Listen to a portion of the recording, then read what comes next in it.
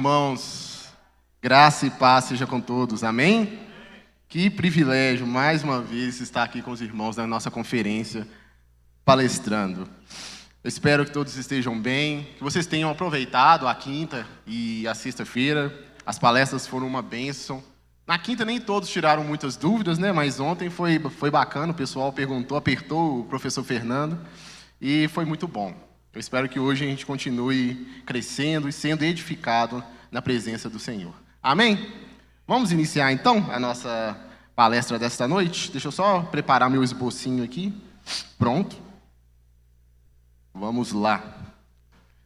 Essa tarde, irmãos, nós vamos dar continuidade com esse tema, graça encarnada, a suficiência de Cristo em um mundo distraído. Então vamos iniciar. Primeiro vou me apresentar.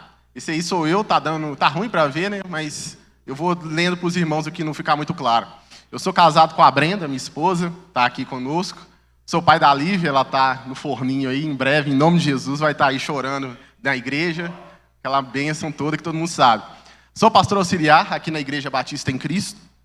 Há 5 anos, estou há 8 aqui na igreja, me formei aqui na igreja, fui preparado para pastor aqui na igreja. E estamos aí. Sou diretor da escola bíblica há 3 anos. Trabalho como analista de sistemas. E por último aí, eu fiz só para zoar, tá? Porque eu sou atleta de jiu-jitsu. Comecei a treinar com o pastor Deusdete. Pastor Deusdete é o senhor Miyagi meu aí. Eu tenho dó dele, tadinho. Tem um aprendiz igual eu, não é para qualquer um, não. Mas é isso. Esse aí sou eu. E eu vou estar com os irmãos essa tarde tratando a respeito desse tema. Como que não vai ser dividida a nossa palestra, irmãos? Vai ser dividida em 3 momentos. O primeiro momento aí nós vamos falar a respeito da redescoberta de Cristo na Reforma Protestante. O segundo ponto, nós vamos falar sobre a plenitude da graça em Cristo. Aí nós vamos expor 4 versículos aí de forma bem contundente e rápida aí para a gente entender um pouco a respeito disso. E por último, nós vamos aplicar, já pensando nos nossos dias, vivendo e adorando com os olhos em Cristo. Porém, antes da gente entrar dentro dos tópicos dessa palestra, vamos falar a respeito do... Vou pular esse slide aqui, que não é para não. Vamos falar sobre o conceito de solos Cristos. Como a Cris falou, desde o início da conferência, vocês separaram que nós estamos trabalhando nos 5 solos. Falamos sobre sola escritura, ontem falamos sobre sola gratia e sola fide, e hoje nós vamos entrar em solos Cristos. Eu coloquei algumas coisas a respeito dos solos Cristos aí, que é importante a gente ter em mente antes da gente entrar no cenário pré-reforma. O que é o conceito de solos Cristos? Primeiro, que é um dos 5 solas. Os solas são aquelas doutrinas que os reformadores levantaram no meio da Reforma Protestante como uma bandeira ali para poder guiar todo o curso da Reforma, apontando as principais falhas que estavam ocorrendo na igreja naquele momento. O solos Christi ele tem como o significado básico dele o seguinte: nenhuma mediação adicional é necessária para a salvação. Cristo basta. Nós não precisamos de nada adicional. A fé no sacrifício de Cristo é suficiente para que você seja salvo. E isso resume o pensamento dos reformadores, que Deus salva gratuitamente mediante a fé. Só que esse pensamento, irmãos, eles não simplesmente brotou na cabeça dos reformadores. Isso tem base bíblica. Então eu queria ler algumas das bases aqui que eu separei, que mostram que se naquela época a igreja tivesse olhado para as Escrituras, nós saberíamos que não precisa... Isso é uma coisa evidente, é cristalino na Bíblia. Mas a igreja estava tão distante da palavra de Deus que isso se tornou obscuro para eles. Então, vamos ver algumas bases que eu separei aqui. A primeira é de 1 Timóteo 2,5. Vai falar, porque há um só Deus e um só mediador entre Deus e os homens, Cristo Jesus, homem. Tem uma outra aí que vai falar a respeito de como Cristo ele também é o sacrifício perfeito. Hebreus 10,14, com uma só oferta, ele aperfeiçoou para sempre os que estão sendo santificados. Solos Cristos. E o último versículo que eu gostaria de ler com os irmãos, está em João 1,16, que faz parte do texto que nós vamos ler aqui. Da sua plenitude, todos nós recebemos graça sobre graça. Toda a graça de Deus, ela vai fluir de Cristo, como se fosse uma cascata, irmãos. Inesgotável. Cristo ele não é só o canal, ele é a fonte de toda a graça. Tudo vem dele e jorra para nós de forma inesgotável. E os reformadores eles perceberam isso. Isso que estava obscuro aos olhos da igreja, os reformadores trouxeram isso à luz com essa doutrina de solos Cristos. E agora que a gente entendeu o que é esse Solus Christi, qual foi a necessidade, por que foi necessário que os reformadores elaborassem todos esses solas, vamos tentar entender o que estava acontecendo lá na Idade Média. Vamos pegar o ônibus da viagem do tempo, vamos voltar lá na Idade Média para a gente entender como que estava o cenário teológico da igreja naquela época e ver o que estava acontecendo. Então, vamos entrar na primeira parte, que é a redescoberta de Cristo no cenário da pré-reforma. Vou começar falando a respeito desse cara aí. Alguém já ouviu falar desse homem? Pedro Lombardo? Pedro Lombardo, ele foi um grande teólogo escolástico aí da Idade Média. Ele nasceu na Itália e foi um bispo em Paris. Ele se tornou bispo em Paris pouco antes de sua morte. Mas o ponto de atenção dele é que ele fez um trabalho grandioso na Igreja Católica de organização doutrinária e sistematização também. Tem um livro dele que chama, esse livro que está até aí no slide, Os 4 Livros da Sentença. Neste livro ele sistematiza o sistema dos 7 sacramentos da Igreja Católica.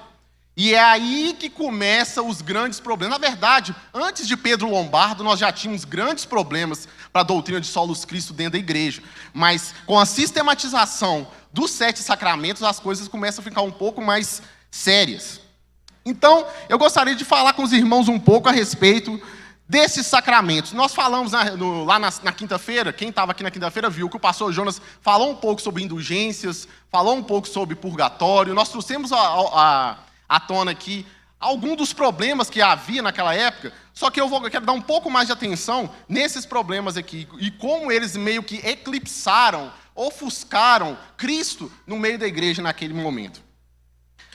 Alguém aqui foi da igreja católica como eu? Eu nasci na igreja católica.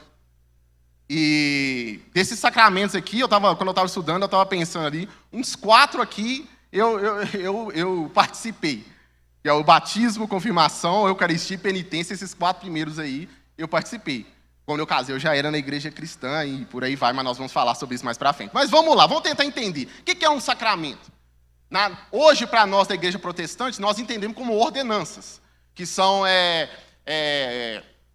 ordens, que são rituais, são símbolos que Cristo deixou para que a igreja continuasse praticando, não como um meio de graça, mas como uma forma de se lembrar daquilo que Cristo fez por nós na cruz, e como também o batismo como um símbolo de inserção do membro no meio da igreja. Mas nós sabemos que essas ordenanças elas não são meio de graça para nós, elas são apenas símbolos.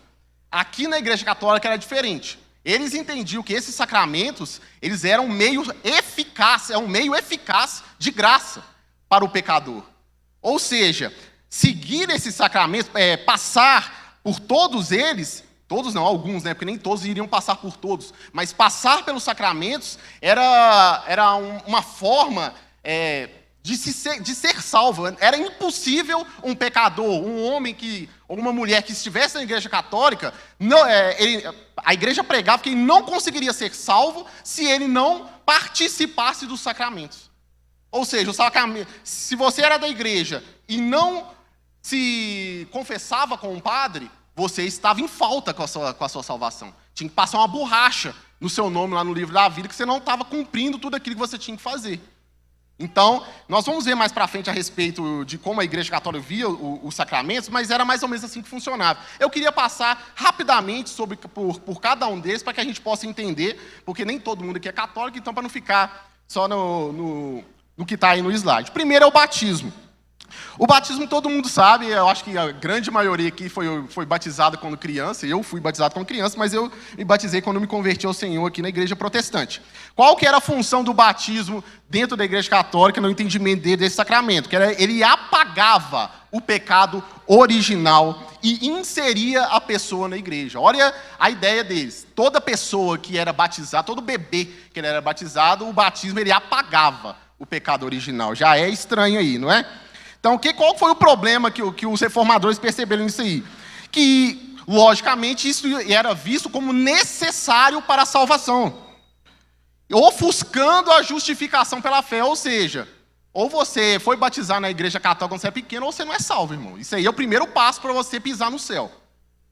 Aí já começava a ofuscar totalmente a obra de Cristo aí, a justificação pela fé, sola fide, tudo começava a ficar de lado. Opa, não é assim. Isso aí não pode ser algo obrigatório na salvação. E a regeneração ela era atribuída ao próprio ato. Ao ato de se batizar, a pessoa já era regenerada. A Igreja Católica usa uma expressão lá em latim, chama ex opere operato. O ato em si regenerava o pecador. E não a fé em Jesus. Isso aí já não era legal. Os reformadores já começaram a perceber que isso aí não estava certo. Então o batismo tinha essa ideia. Ele salvava, apagava o pecado original e inseria a pessoa, o pecador, no meio da igreja. O segundo aí que está para nós na tela é a confirmação, ou a crisma. O que era a confirmação? Ela concedia uma plenitude do Espírito e fortalecia a fé. Ou seja, era uma confirmação. Se você foi batizado quando bebê, você voltava quando você era adolescente para confirmar aquele batismo que você teve. Qual que era os problemas aí que os reformadores tiveram nessa prática? Não existe nenhuma base clara no Novo Testamento desse tipo de sacramento. E nem que Cristo ordenou isso.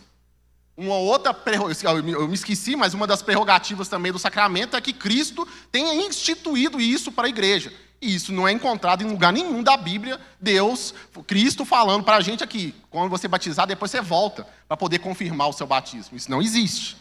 Então, foi um dos pontos que os reformadores bateram aí. A reforma não reconheceu isso como um rito instituído por Cristo. O terceiro ponto aí é a Eucaristia, ou a missa, né? A Eucaristia, para quem já foi católico sabe, é o momento ali na missa que Cristo é como se fosse ressacrificado. Cristo é como se tivesse o padre ali no ritual da missa, é como se ele matasse Cristo outra vez pelos nossos pecados. E isso aí nós sabemos que nós temos alguns grandes problemas aí dentro dessa prática. Qual que foi os problemas que os reformadores apontaram aí? Isso aí vai contradizer Hebreus capítulo 10, verso de número 14. Vamos ler lá um pouco, para a gente ver rapidinho? Hebreus 10, 14. Carta do autor desconhecido de Hebreus, capítulo de número 10, verso de número 14. Olha o que ele vai falar aí.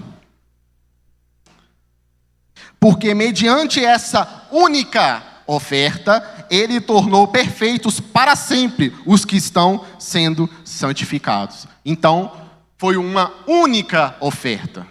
Não sendo necessário que toda a missa Cristo seja morto outra vez. Isso não faz sentido. Foi o ponto que os reformadores começaram a bater também dentro desse sacramento da Igreja Católica.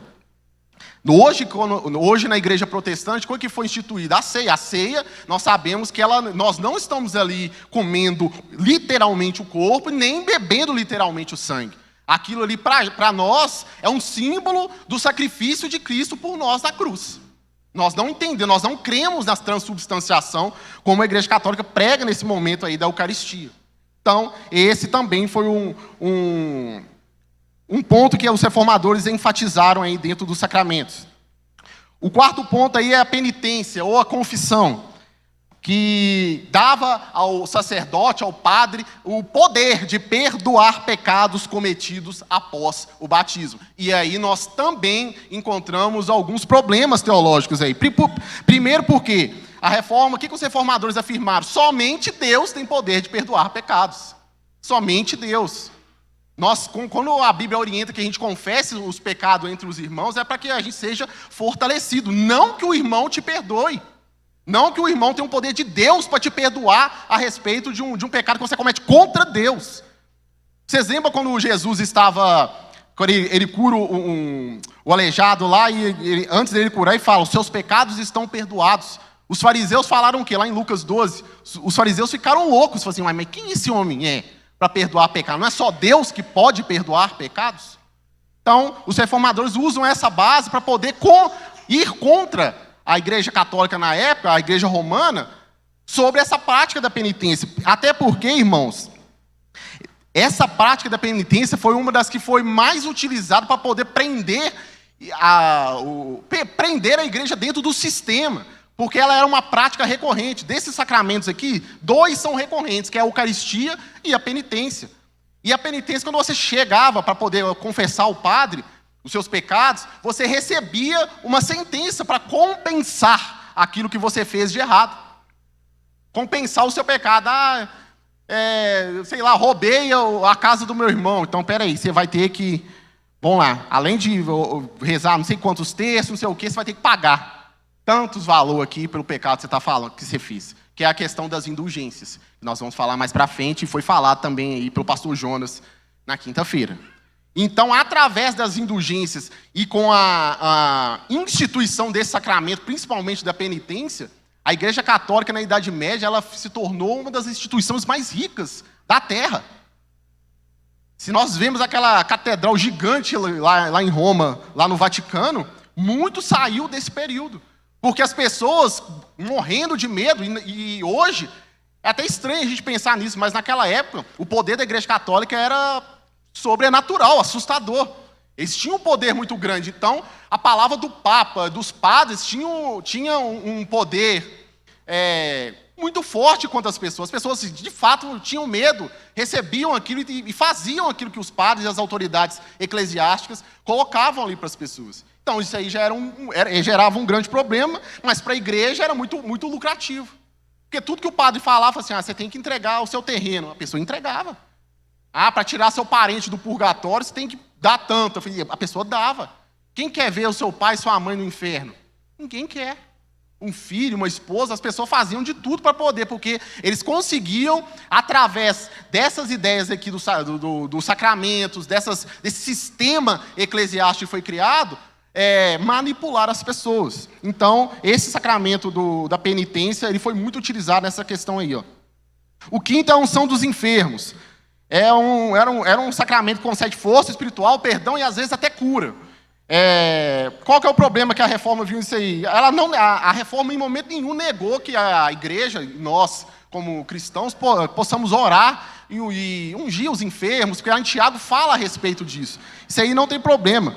O problema é pensar que esse sacramento transmitia graça salvífica, que era a ideia do sacramento. Isso aí não faz sentido nenhum. Então a reforma bateu nesse ponto também. E os dois últimos aí é a ordem e o matrimônio. A ordem, ela concedia poder espiritual e autoridade ministerial aos padres. Qual que era o problema disso aí? Primeiro, que todos os crentes são sacerdotes. Nós vamos ver isso lá em 2 Pedro 2,9. E a autoridade de um pastor, de um líder eclesiástico, ela é ministerial, não mediadora. Eu não sou mediador de vocês não, irmãos. A autoridade do pastor Maxwell não é de mediador entre você e Deus. Isso é papel de Cristo. Nós somos ministros do Evangelho. Nós somos anunciadores da palavra. E era isso que a igreja acreditava, que o sacerdote, ele tinha esse poder mediador, de forma que é por isso que ele podia perdoar os pecados. E o último aí é o matrimônio, que é o casamento, como nós sabemos. A reforma não de forma alguma, falou nada sobre a instituição do casamento. O problema é crer que ela é um meio de graça salvífico, da mesma forma que falou a respeito da unção dos enfermos. Então, esses eram os sacramentos e essas eram as formas que elas eram utilizadas. E eu falei também a respeito de como os reformadores viam isso como nocivo para a fé cristã. Principalmente falando sobre a justificação pela fé, sobre os solos cristos e por aí vai. E o que isso tem a ver com solos cristos? Vocês acham que alguma coisa que nós falamos aqui, desse período da Idade Média, dos sacramentos, tem alguma coisa a ver com solos cristos? O que vocês acham? O que vocês acham, irmãos? Ninguém acha nada, não? Eu acho, então. Eu acho que tem tudo a ver. Tem tudo. Todas essas práticas realizadas, elas ofuscavam Cristo no meio disso tudo. Jesus, ele foi jogado simplesmente para escanteio no meio da igreja. Porque agora o que salvava a pessoa é ela fazer tudo aquilo que a instituição sistematizou. Você vai se batizar, todo domingo você tem que estar aqui na missa, na Eucaristia, sem faltar. Pecou? Confessa. Confessou? Paga. Pagou? Volta. E o ciclo era interminável até você chegar na extrema-unção e ir para o céu. Esse era o ciclo. E onde que Cristo estava nisso? Aonde que ficava? Foi jogado de lado. E olha como isso era sério e como que... qual era o pensamento da igreja? Para vocês achassem, não, isso aí quem está falando é o pastor. Não, não é. Isso aqui eu peguei alguns algumas partes do catecismo da Igreja Católica e do documento do Concílio de Trento. Eu vou ler aqui e a gente vai discutir um pouco. Primeiro aí, no catecismo, sei lá o que é isso, é parágrafo 1131, mas é isso aí. Os sacramentos são sinais eficazes da graça, instituídos por Cristo e confiados à Igreja, pelos quais nos é dispensado a vida divina. Olha para você ver o que eles pensam. Então, os sacramentos, é eles que traziam na mente deles a vida divina ao pecador. Não sei de onde que eles tiraram que Cristo instituiu alguns desses aí, como a gente viu, mas está no catecismo da igreja. Não sou eu que estou falando isso aqui. Se você pegar o documento da igreja, você vai ver que está escrito isso aí. O Concílio de Trento, que foi o concílio que iniciou em 1545, após a reforma, principalmente para poder combater as informações e as doutrinas que a reforma protestante trouxe, lá na seção 7, no cânon 5, isso aí, quando está escrito assim, por exemplo, seção 7, seção 5, seção 4, quer dizer as sessões em ordem cronológica que aconteceram naquele concílio, e o cânon são os dogmas que foram instituídos dentro daquela sessão. Dentro da seção 7, aí no cânon 5, ele vai falar assim, se alguém disser que o batismo é livre, isto é, não é necessário para a salvação, seja anátema. Ou seja, ele coloca o batismo como obrigatório para a salvação. Então, o ladrão da cruz, para eles, não foi salvo, por exemplo, porque ele não se batizou ali na cruz. Uma pessoa no leito de morte, se não tiver tempo de você jogar um copo de água na cara dela e fazer o nome do Pai, ela não vai ser salva. É isso que eles creem, é dessa forma. Segundo ponto aí, seção 7, cânon de número 1. Se alguém disser que os sacramentos da nova lei são mais ou menos do que 7, ou que nenhum deles foi verdadeiramente instituído por Cristo, seja anátema. Ou seja, como os reformadores rechaçaram alguns dos sacramentos, eles estão chamando eles de amaldiçoados, é anátema. São 7. E eles não abrem mão desses 7 sacramentos e da forma com a qual eles veem essas ordenanças aí. Eles veem isso como um meio de graça. E nós sabemos que só existe uma fonte inesgotável de graça: Cristo. Quais outros desafios que o Solus Christus enfrentou naquela época aí? Alguns do que a gente falamos na quinta. Por exemplo, a intermediação dos santos não foi falada. Mas aqui agora, o que estava acontecendo? As pessoas que morriam e tinham uma vida boa enquanto eles estiveram aqui na terra, elas eram santificadas e agora, em vez de orar diretamente a Deus em nome de Jesus, não, eu vou orar para o meu pai. Meu pai foi um homem bom demais. E eu tenho certeza que ele vai interceder por mim diante de Deus lá.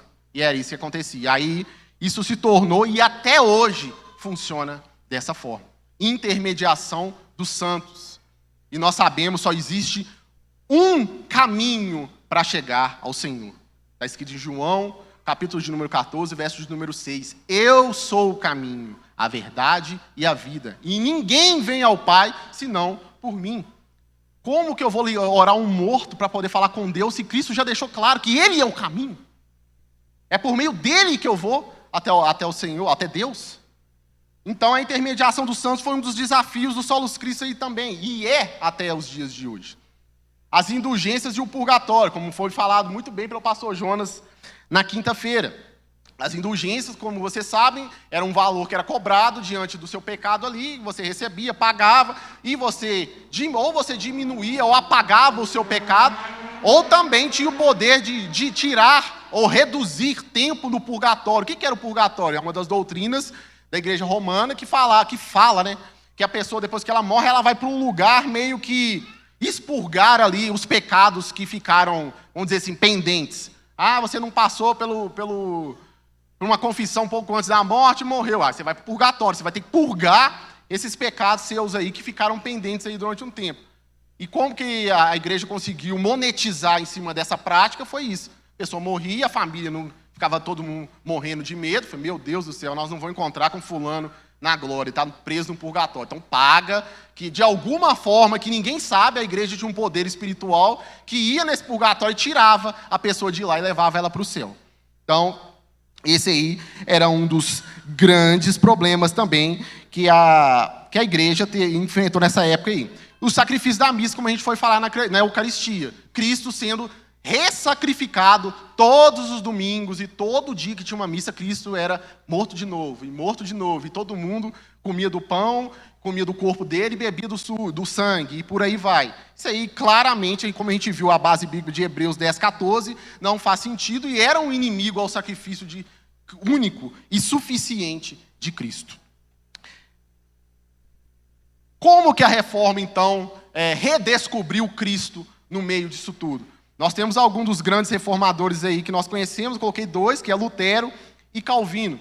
Lutero vai falar, no meio de toda a sua luta, nós sabemos muito sobre a história de Lutero, na sua luta de tentar se justificar, de se santificar por meio das suas próprias obras, ele percebeu que ele só seria justificado mediante a fé em Cristo. Quando ele lê Romanos, capítulo de número 1, versos de números 16 e 17, ele se depara com essa grande verdade, e daí a reforma protestante explode. Só somos justificados mediante a fé. Não há nada que você possa fazer que façam com que os seus pecados sejam perdoados. Você não tem poder de se perdoar, você não tem poder de se limpar. Esse poder ele vem de Cristo para nós. É o sacrifício na cruz de Cristo e a nossa fé que Ele mesmo gera, como nós vimos ontem aqui na palestra do irmão Fernando, que fará com que essa salvação seja desenvolvida no nosso coração. Calvino ele vai tratar Cristo aí como único mediador, que é o mesmo do versículo que nós lemos lá no início, 1 Timóteo 2,5, falando que Cristo ele era profeta, sacerdote e rei.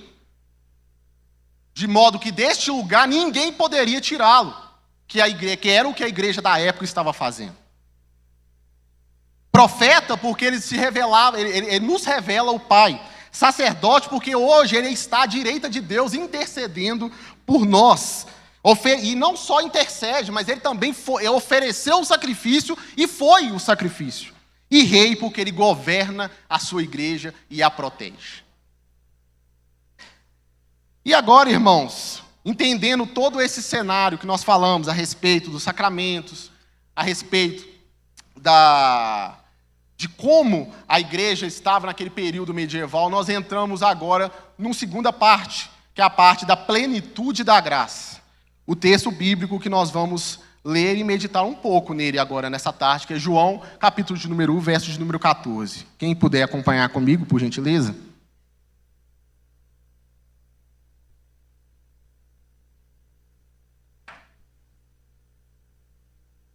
João 1, verso de número 14.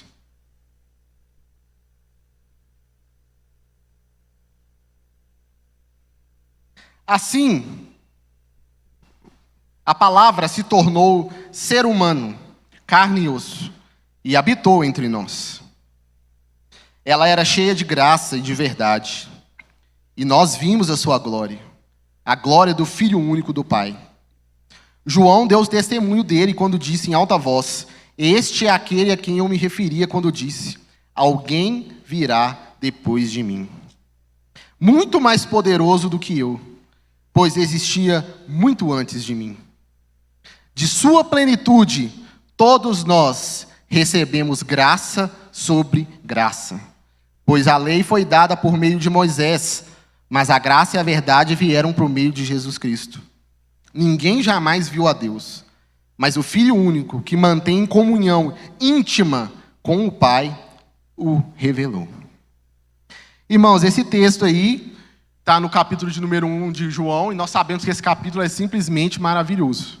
Logo no versículo de número 1, nós vamos ver João fazer uma afirmação simplesmente maravilhosa a respeito do nosso Cristo. Ele vai falar assim, no princípio aquele que é a palavra já existia, e a palavra estava com Deus, e a palavra era Deus. Então, ele já inicia o capítulo de número 1 fazendo uma afirmação maravilhosa, que o Cristo que nós servimos, esse Jesus ao qual nós cultuamos, ele não era apenas um profeta, ele não era apenas um homem com uma mente à frente do seu tempo, com conceitos e ensinamentos revolucionários. Ele era o próprio Deus. O próprio Deus que havia se feito carne e caminhou, habitou no nosso meio. Então, no verso de número 14, ele começa a discorrer a respeito desse tabernacular de Cristo. Então, vamos entender um pouco o que João está falando e o que nós podemos tirar desse verso bíblico para essa tarde, para a gente aqui, ó. Verso de número 14, ele vai falar: e o verbo se fez carne e habitou entre nós, cheio de graça e de verdade. Não um símbolo, irmãos. O que habitou no meio de nós não são rituais vazios que são repetidos continuamente. Foi o próprio Deus que se esvaziou de sua glória, tabernaculou, morou entre nós, caminhou no nosso meio, nos ensinou o caminho, morreu no nosso lugar e hoje está ressuscitado e intercedendo por nós à direita do Pai. Ele não é um símbolo, ele é literalmente a realidade de Deus encarnada. As pessoas olharam para ele, viram a sua glória, receberam a sua graça. Ele habitou, agora esse termo tabernacula, ele fala que Deus está morando, ele morou entre nós. Agora Cristo, ele é o novo templo onde o homem faz contato com Deus. É o lugar de encontro entre Deus e os homens. O homem não precisa ir dentro de um prédio, fazer e falar algumas coisas. No próprio Cristo ele encontra lugar, caminho para Deus. Foi isso que ele veio fazer, abrir este caminho para que eu e você pudéssemos ter o livre acesso a Deus. Antes que o Senhor Jesus viesse, como que era o relacionamento entre o homem e Deus? O sacerdote tinha que entrar, para entrar no Santo dos Santos, irmão, era uma vez no ano, e era uma preparação fora do comum.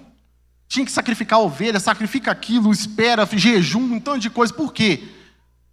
Porque para entrar na presença de Deus, o sacerdote ele tinha que estar assim, o mais pleno possível, o que era muito difícil de acontecer. Então era uma vez no ano só que ocorria. E lá ele jogava o sangue sobre o propiciatório para perdoar o pecado do povo. Então o nosso relacionamento dependia de todo um ritual, com sacerdotes, com sacrifícios. Era dispendioso, era complicado poder se achegar a Deus. E Cristo vem e rasga esse véu. Agora nós conseguimos entrar na presença de Deus de forma livre por causa dele. Então agora eu não preciso mais chegar diante do pastor Maxwell e falar: pastor Maxwell, eu fiz isso. Pelo amor de Deus, me perdoa. Você pode entrar no seu quarto, fechar a porta, se ajoelhar e orar a Deus em nome de Jesus, que você será ouvido. Ele propiciou isso para nós, irmãos.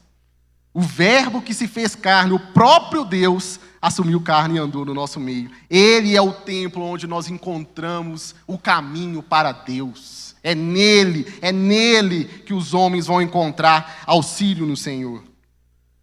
No sistema religioso judaico e medieval, ele era acessado por meio dessas coisas que eu acabei de falar. Eram rituais, eram sacrifícios. Mas agora, irmãos, não está mais restrito. Acabou essa restrição. O nosso culto ele não pode girar em torno de rituais, em torno de sacrifícios, não, como que eu posso falar? Emoções, estruturas, eventos, tudo que nós vamos fazer, nós temos que fazer pensando e centralizando em Cristo.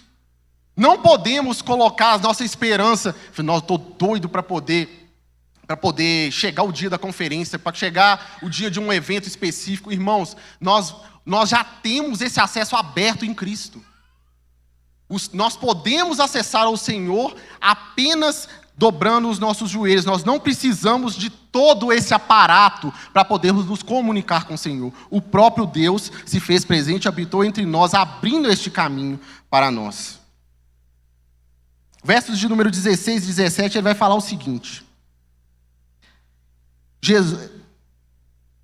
de sua plenitude, todos nós recebemos graça sobre graça, pois a lei foi dada por meio de Moisés, mas a graça e a verdade vieram por meio de Jesus Cristo. A lei, irmãos, ela veio como uma preparação para a vinda de Jesus. Ela apenas mostrava o caráter de Deus. Assim, ó, Deus quer que você ande, que você haja dessa e dessa e dessa forma. Mas a lei por si só não salvava. Gálatas, o apóstolo Paulo vai falar que a lei ela é como se fosse um aio, que ela guiava o povo. Ela vai guiar o povo a um caminho qual que é, que ele vai perceber que ele não consegue. Assim, se eu for seguir tudo isso que a lei está pedindo para eu fazer, eu não vou encontrar êxito. Eu não vou conseguir sair do outro lado. Não vai funcionar.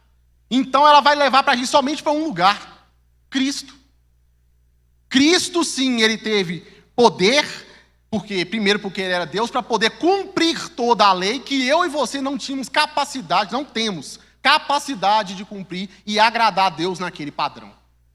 E através da sua vinda e desse cumprimento dele, nós podemos falar, que é o que o apóstolo João vai falar, flui toda essa plenitude de graça.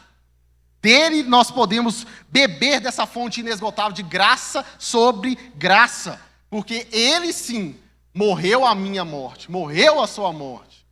Pagou pelos nossos pecados. Sofreu o castigo que eu e você deveríamos sofrer. E nos entregou gratuitamente. Ele não cobrou de nós nenhuma indulgência por nos perdoar. Nada foi cobrado. Ele simplesmente entregou. Isso é o quê? Graça. Fonte graciosa, inesgotável do céu para as nossas vidas. Inesgotável. A palavra aí, plenitude, em inglês ela fala pleroma. Em grego, ela quer dizer pleroma, né? Que tem o seu significado plenitude total, é superabundante. Então, em Cristo, nós encontramos toda essa abundância de graça, de favor, de amor, de perdão, sendo derramados de forma abundante e inesgotável sobre a nossa vida. Ela não está fragmentada, como a Igreja Católica prega dos sacramentos, que cada sacramento ele é um meio eficaz de graça. Nós não. Nós cremos que em Cristo, toda a graça, essa plenitude habita em Cristo. Ela não está fragmentada em rituais vazios realizados por homens.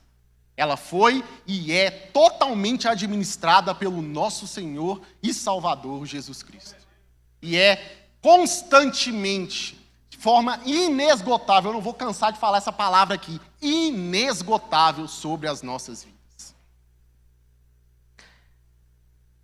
O cristão, a graça sobre graça, ela é uma cascata contínua. Isso aqui é uma citação que eu peguei de um livro. Ela é uma cascata contínua, jamais exaurida, que flui de Cristo para o seu povo.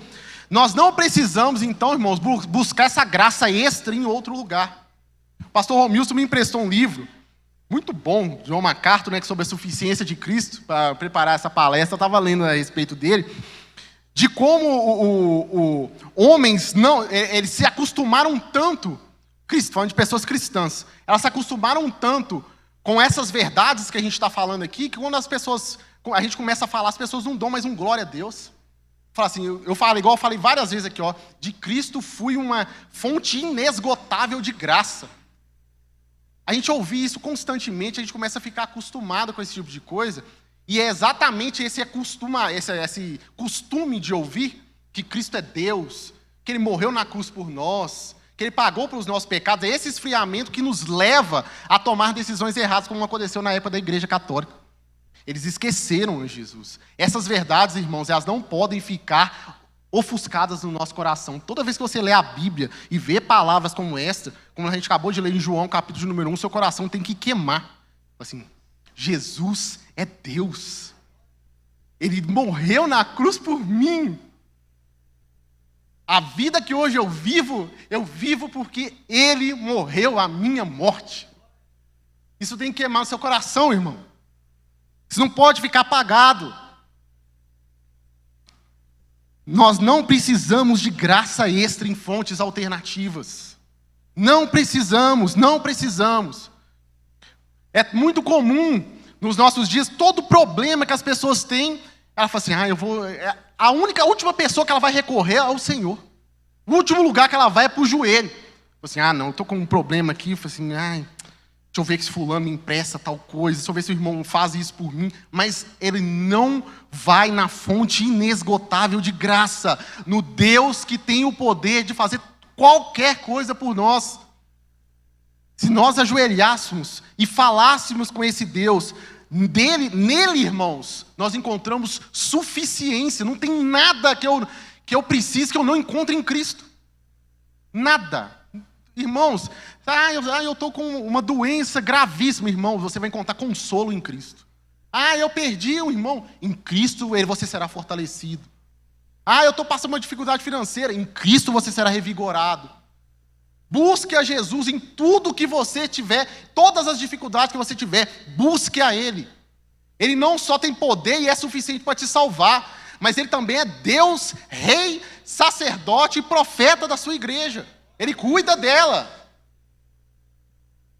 Então, irmãos, vá até esse Deus, vá até a Jesus. Eu nem passei o slide, meu Deus do céu. Nós estamos aqui em graça sobre graça. Vamos passar para a próxima aqui, ó. Ele é suficiente para salvar, versos de número 16. Vamos ler só o verso de número 18. Ninguém jamais viu a Deus, mas o Filho único que mantém comunhão íntima com o Pai o revelou. Cristo, ele é a revelação final de Deus. O apóstolo Paulo, quando ele está pregando lá no Areópago, ele vai pregar lá falando, eu vou falar a respeito desse Deus desconhecido, que não tem imagem, que não tem nada. Não era essa a dificuldade também lá no Antigo Testamento, quando os povos de outros povos vinham falar assim, vocês cultuam um Deus que não tem imagem nenhuma, não tem um santo quebrado, não tem nada. Como é que eu sei que Deus que é esse? Em Cristo nós vemos a imagem do Deus invisível. Ele é a imagem do Deus invisível para nós. A suprema revelação do Deus soberano. Ele é um intérprete definitivo do Pai. Da palavra que fala que está aqui de... Ninguém jamais viu a Deus, mas o Filho único que mantém a comunhão íntima com o Pai o revelou. Essa palavra quer dizer explicar, revelar. Em Cristo nós encontramos todas as nossas dúvidas a respeito de Deus são tiradas em Cristo. Ele revela o Pai. Ele explica o Pai para nós. Aquilo que, porventura, os judeus do Antigo Testamento tinham dificuldade de entender, Cristo veio para explicar. A vida dele foi uma explicação literal de quem Deus é. Literal. E ele não apenas veio falando de Deus, ele era o próprio Deus.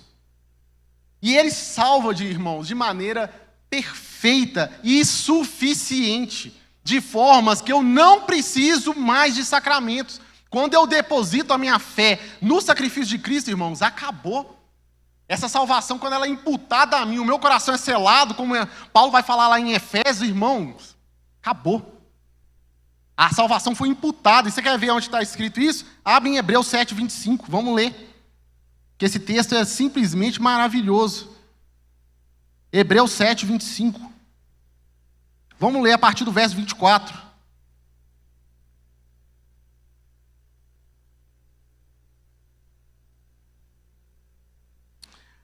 Mas visto que ele vive para sempre, o seu sacerdócio é permanente. Portanto, ele é capaz de salvar, preste atenção, de uma vez por todas, aqueles que se aproximam de Deus por meio dele. Ele vive para sempre para interceder em favor deles. Salvar de uma vez por todas. Foi esse texto aqui que faltou na hora que eles começaram a formular os sacramentos. Cristo salva de uma vez por todas. Quando você deposita a sua fé somente nele, irmãos, o sacrifício dele foi, como ele falou na cruz, está consumado, tetelestai. Não é necessário que nada mais seja feito. Você não precisa ficar subindo escadarias de joelho. Você não precisa ficar andando na rua de pano de saco, descalço, com cara de que está sendo tomando chibatada nas costas, mostrando que eu estou me sacrificando. Não é necessário. Acabou. Raspa o cabelo, né, pastor? Raspa o cabelo. Não é necessário fazer mais nenhum sacrifício. Cristo foi o sacrifício perfeito e foi de uma só vez. Não é necessário mais. E o melhor desse versículo não é só que ele fez de uma só vez, não, irmãos, que ele está lá intercedendo por nós para sempre. Ele está intercedendo em seu favor. Você está passando por um momento difícil, tem um Deus assentado no trono que está intercedendo em seu favor. Ah, irmãos, isso é maravilhoso demais. Solos Cristos, somente Cristo, só nele nós encontramos fonte inesgotável de graça, suficiente para salvar de forma total. Nesse texto que nós estamos lendo na NVT, fala de uma vez por todas, mas em outra versão, como está ali em cima, vai falar, pode salvar o homem totalmente. Não ficou um fragmento precisando fazer alguma coisa. Não ficou, irmãos. Ele é pleno, perfeito e suficiente. Aleluia, aleluia. Vamos seguir aqui. Qual que é a conclusão que nós tiramos desses 4 versículos que nós lemos aqui, ó? João 1, 14, 18. Cristo, ele é a encarnação da graça. Ele é a plenitude da salvação e é um único mediador entre Deus e os homens.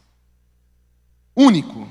Nós não precisamos de ninguém para nos mediar. Nós não precisamos de santos, nós não precisamos de ministros, nós não precisamos de nada. Cristo é um mediador único, suficiente, pleno.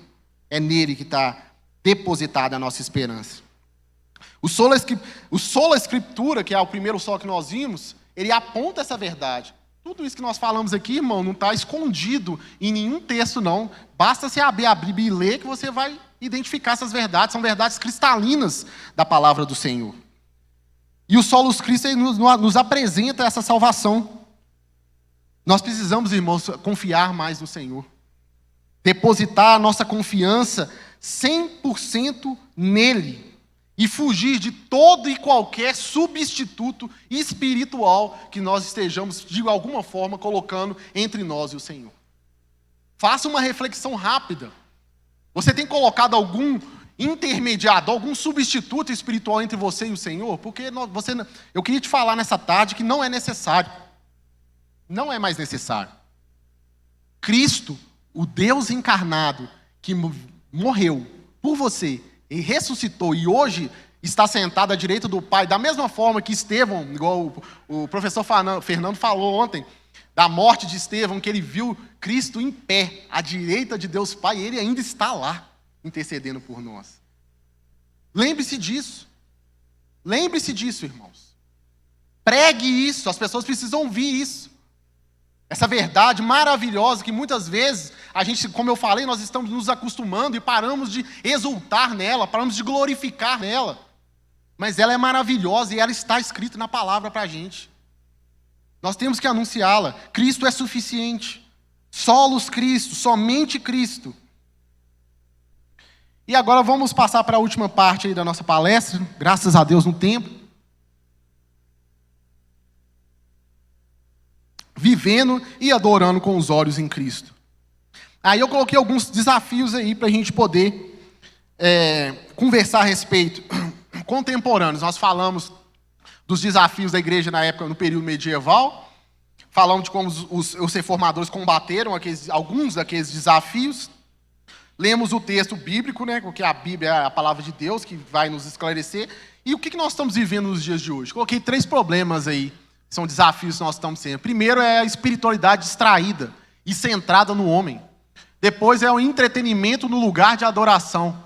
E por último aí, muitos falam de Deus, mas poucos contemplam a Cristo. Primeiro aí, irmãos, nós falamos, a conferência acaba que ela foi...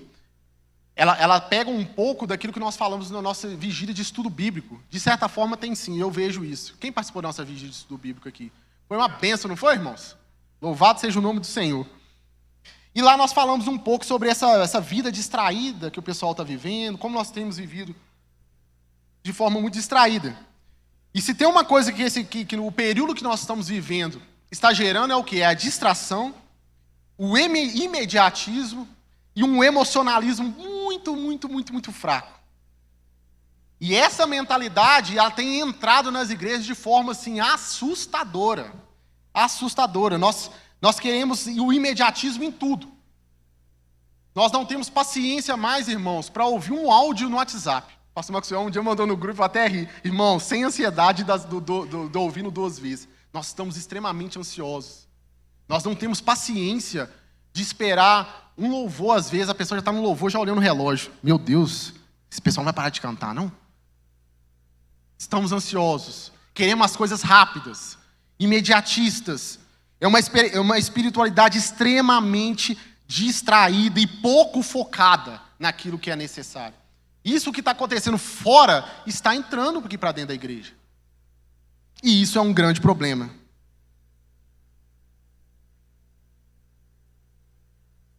Hoje, irmãos, isso tudo aponta para um... Eu vejo que todos esses pontos que eu falei sobre imediatismo, ansiedade, tudo isso vai desembocar num único e grande problema que é o egocentrismo. Tudo agora tem que estar virado para aquilo que eu quero fazer, focado em mim. Até as nossas orações, elas mudaram agora, irmãos. A gente ora só fazendo, Senhor, abençoa a minha vida. Senhor, abençoa esse sonho meu aqui de fazer tal coisa.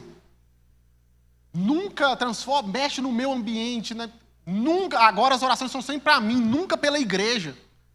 Nunca falando assim, Senhor, glorifica o teu nome através da minha vida. Senhor, abençoa os missionários que estão no campo. Já reparou que a maioria das vezes que você ajoelha, quando você está no seu secreto, você poucas vezes vai orar pelas outras pessoas. Você, a maioria das vezes, vai orar por você mesmo. Pelas coisas que estão acontecendo na sua vida, pelos seus problemas, pelas suas necessidades, que às vezes nem é necessidade, é uma coisa que você quer, mas que você não precisa tanto. Não é necessário, vamos dizer assim. Ou seja, esse egocentrismo entrou para o nosso meio.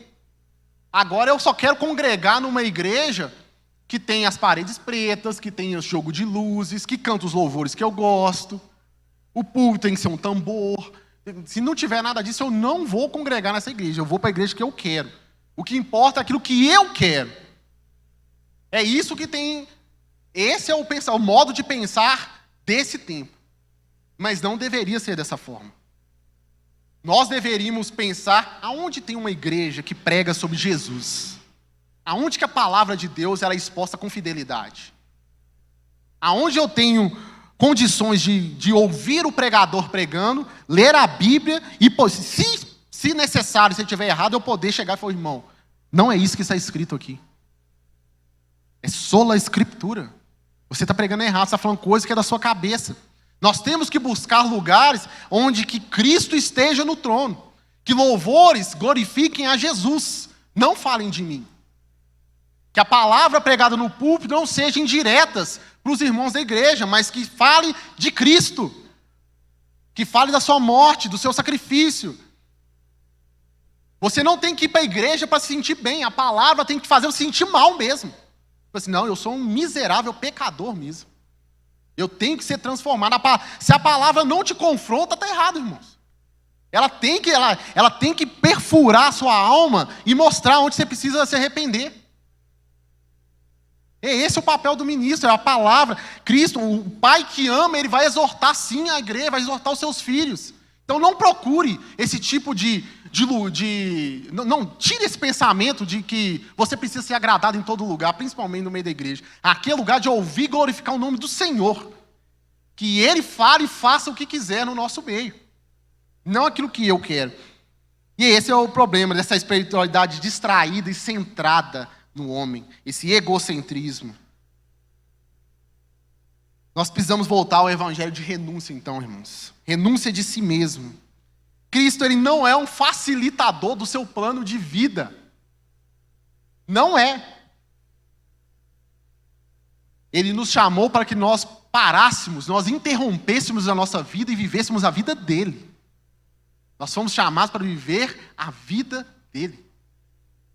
A vida dele pulsando em nós. Se os seus planos estiverem fora, esquece, irmãos. Agora não sou mais eu quem vivo, mas Cristo vive em mim. Não é assim que Paulo fala? Tira esse antropocentrismo do meio da igreja, esse egocentrismo. Vamos ser cristocêntricos. É isso que nós precisamos. Cultivar uma fé contemplativa e obediente no Senhor. Não de utilitarismo. Contemplativa no Senhor. Segundo ponto aí é o entretenimento no lugar da adoração. São esses cultos que têm um espetáculo emocional incrível. As pessoas choram, caem no chão, é uma coisa assim impressionante, mas não existe nenhuma palavra. Cristo também não está no meio desse lugar, porque as pessoas só estão preocupadas em usar técnicas psicológicas, sei lá, psíquicas. O que importa é que você chore, irmão, não importa. O louvor está falando como é que é? Quem te viu passar na prova e não te ajudou e você está lá chorando. Ô, glória, é isso que vai acontecer para mim mesmo. O que importa é você e você ficar emocionado. Esse é um grande problema, irmãos. A palavra é inexistente. Hoje em dia, para a gente procurar uma igreja, para a gente congregar, irmãos, tem um irmão que eu estou há anos evangelizando ele no meu trabalho, que ele me convidou, não sei se eu falei com os irmãs, ele é espírita, aí ele falou assim, um irmão aqui está me chamando para ir num culto de homens. Eu falei assim, eu vou com você, irmão. Eu fiz questão, porque eu estava evangelizando ele, eu fiquei com medo, né, de chegar no lugar, eles falaram um tanto de bobeira lá, eu falei, meu Deus do céu, deixa eu ir junto, né. Irmãos, dito e feito, quando eu cheguei na igreja, só eu e ele estavam com a Bíblia, eu já achei estranho, eu falei, nó. E começou aquela loucura, e era um culto de homens, então as igrejas pareciam tudo preto, eu senti claustrofóbico naquele lugar, me deu senti compactado, falei assim, que trem estranho, que lugar esquisito. E começou aquele louvor estranho, parecia que eu estava num show de rock, e de repente, irmãos, eles começou a falar um tanto de coisa, terminou o louvor, aí subiu o pastor, subiu um outro cara, eles começaram a falar um tanto de trem que nada a ver com a Bíblia no culto, irmãos. E eu olhei para aquele trem e falei, meu Deus, o que eu estou fazendo aqui? Aí eu falei com esse amigo meu, falei assim, vamos embora. Vamos embora, senhor, vamos ficar aqui, não. Tá? Ele falou, não, vamos esperar que está terminando. Irmãos, eu saí daquele lugar, coitada da Brenda, eu já saí, entrei no carro, liguei para ela, mas eu fiquei o caminho todo xingando. Eu falei, irmão, amor, não tem base o que eu acabei de viver aqui nesse lugar. É esse tipo de realidade, irmãos. Não existe mais palavra. O que importa é a emoção das pessoas. Eles querem fazer que você fique emocionado. Porque se você ficar emocionado, você vai falar, Deus falou comigo. E nem sempre, irmãos, você vai chorar. Tem vezes que Deus vai falar com você e você vai ficar extremamente racional, porque você vai entender o que Ele está querendo te dizer. Não pense que todas as vezes que você chorar, quer dizer que Deus está falando algo contigo. O culto, ele precisa ser racional. Muita palavra, muita oração e muita cruz. É isso que nós temos que colocar no meio do nosso culto. Hebreus 12, 28 e 29 vai falar o seguinte: sirvamos a Deus de modo agradável, com reverência e temor, pois o nosso Deus é fogo consumidor. O culto tem que ser do jeito que Ele quer e para a glória dEle, com Cristo sempre no trono, cristocêntrico. Eu não estou aqui para cultuar ao Senhor do jeito que eu quero e nem para agradar as pessoas durante o culto. Nós já sabemos e conhecemos a história de Nadab e Abiú, não é? Vocês lembram? O que aconteceu? Eles quiseram oferecer fogo no altar do jeito que eles queriam. Todo mundo conhece o fim deles, né? Então é isso. Entretenimento, ele nunca pode usurpar o lugar da adoração. O centro nunca pode sair de Cristo e ir para o impacto. Cristo tem que estar no centro. A ceia não pode virar um ritual vazio. A ceia ela sempre tem que ser realizada com a mente racionando exatamente o que nós estamos fazendo aqui no momento da ceia. Relembrando o sacrifício de Cristo na cruz por nós. E isso não pode cair nas mesmices. Nunca! Você tem que vir para o culto de ceia exultando no Senhor. Hoje eu vou relembrar o que o meu Salvador fez por mim na cruz. Hoje eu vou glorificar a Deus, porque a graça dele transbordou sobre a minha vida. De maneira que eu não merecia nada e ele me deu tudo o que eu precisava. Nele nós estamos satisfeitos, irmão, de maneira plena. Não pense em você que você está passando uma dificuldade, irmão. Tudo o que você precisava, Jesus já te deu. Ele te salvou. Ele tirou o peso do pecado das suas costas e te salvou, te colocou em lugares celestiais. Então nós precisamos, irmãos, abandonar esse tipo de coisa, esse entretenimento, se por acaso isso tem entrado no nosso coração, e voltar a colocar Cristo no centro do lugar de adoração da nossa vida. E por último, muitos falam de Deus, mas poucos estão contemplando a Cristo. É muito comum a gente conversar com as pessoas e a pessoa fala assim, não, mas eu tenho fé em Deus. Eu gosto de perguntar sempre assim, qual Deus que você tem fé? Porque o Deus que nós pregamos é o Deus da Bíblia, o Cristo ressurreto. É esse Deus aí que eu estou falando. Porque, não, mas eu tenho minha fé em Deus, a pessoa fala que tem fé em Deus e faz coisa que parece que ela é mais filha do diabo. Então eu falo assim, que Deus é esse que você está servindo? O nome de Deus, ele não pode, na verdade, ele não poderia, mas ele se tornou muito genérico nos dias atuais. A pessoa falar que crê em Deus, a gente já fica meio assim, eita. Cristo, irmãos, ele é exclusivo. Por isso que eu falo, eu creio em Deus. Eu creio no Deus, no Cristo Jesus, o Deus que se fez carne, que tabernaculou, andou em nosso meio. Esse é o Deus que eu sirvo. Não sei que Deus você está falando que serve aí, não. Porque tem gente que fala que serve a Deus, mas o Deus dele é Mamon, que para mim, é o grande Deus dessa era, sempre foi, né? Sempre foi um grande Deus desse tempo. Pessoas acham que elas estão servindo a Deus, mas esse Deus é Mamon. Servem ao dinheiro. Elas colocam a confiança dela no dinheiro, naquilo que eles adquirem, mas essas coisas não podem te dar segurança. Essa é uma segurança falsa, é um castelo que se constrói sobre a areia.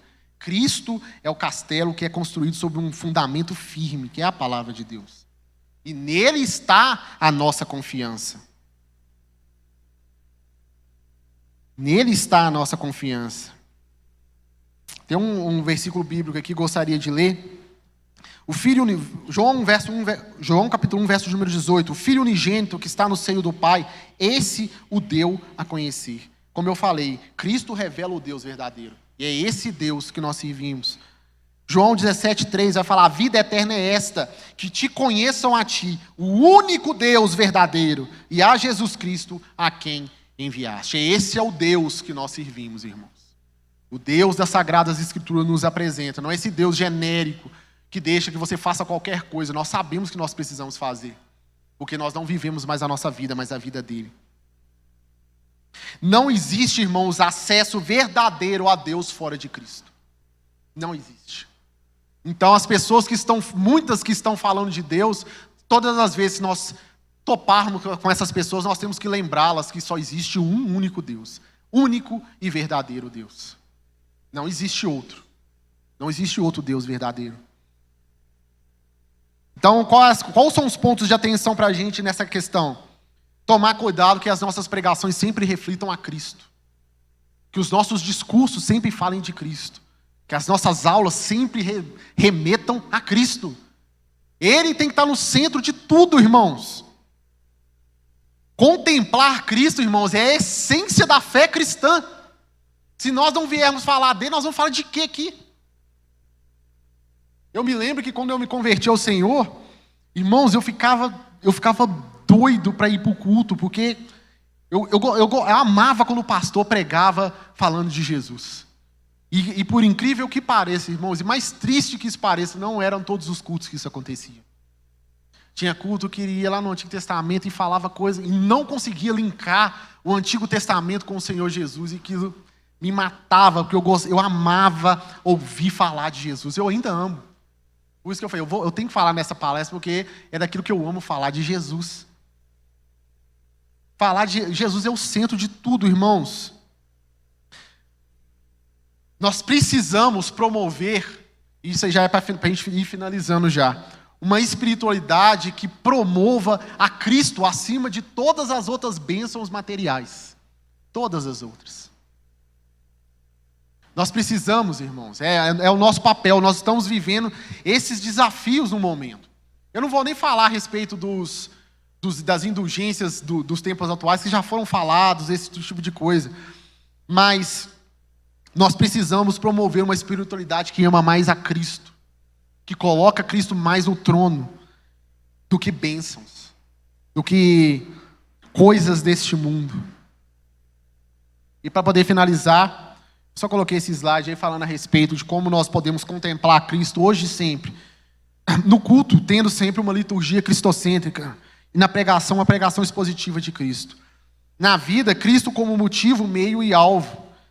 Filipenses 1:21 vai falar: para mim o viver é Cristo e o morrer é lucro. Eu queria encerrar com uma frase: em um mundo onde muitos buscam experiência, sucesso ou conforto, nós proclamamos: Cristo basta. Cristo é suficiente. Que essa verdade ela possa estar impregnada nos nossos corações, não só hoje, mas para todo sempre, viu, irmãos? Amém.